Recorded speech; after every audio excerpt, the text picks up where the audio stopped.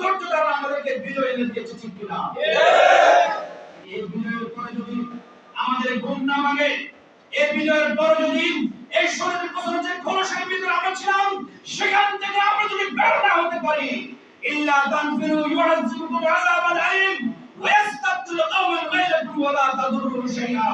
আবার একবার পরিণতি আল্লাহ না করে আমাদের দুঃখ করতে পারে, ঠিক কিনা?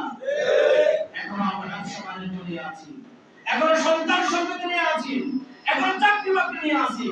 আমাদের প্রয়োজনের সময় থেকে সর্বোচ্চ গুরুত্ব দিয়ে কাজে লাগিয়ে এদেশের আনাচে কানাচে প্রত্যেকটি মানুষকে, প্রত্যেকটি শ্রেণী পেশার মানুষকে কোরআনের দাওয়াত দেয়া, আগামী নতুন বাংলাদেশের স্বপ্ন দেখানো, ইনসাফ ভিত্তিক ন্যায় প্রতিষ্ঠার বাংলাদেশের জন্য তাদেরকে আমাদের সাথে সম্পৃক্ত করা।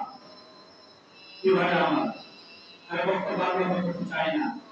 নারায়ণগঞ্জ উপজেলার দুর্গবাসীকে বলতে চাই, একটা নতুন স্বপ্ন বিনিময়ে অসংখ্য শহীদের রক্তের বিনিময়ে যে বাংলাদেশ, এই বাংলাদেশকে সন্ত্রাস, চাঁদাবাজি, টেন্ডারবাজি, দুর্বৃত্তায়ন রাজনীতি, প্রতিহিংসার রাজনীতি, ইপিজিং মাদকের রাজনীতি থেকে মুক্ত করে সুখী সমৃদ্ধশালী সোনার বাংলা গড়তে করে জামাত ইসলামের নেতৃবৃন্দ কর্মীদেরকে সবার আগে ভূমিকা পালন করতে হবে, ঠিক কিনা?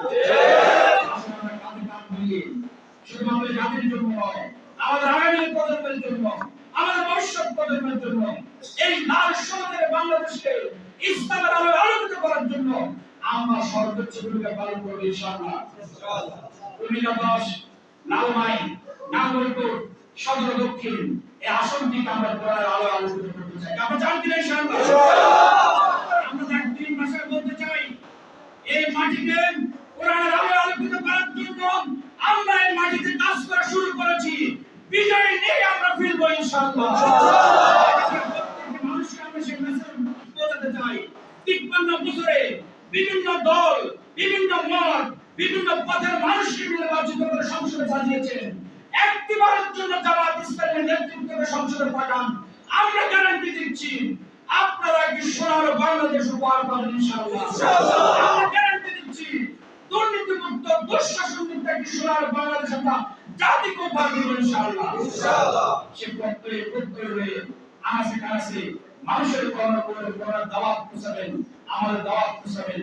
এবার আহ্বান জানিয়ে আপনাদের সকলকে আমার অন্তর্গত থেকে আবারও ঈদুল আজহার শুভেচ্ছা জানিয়ে আমার বক্তব্য শেষ করছি।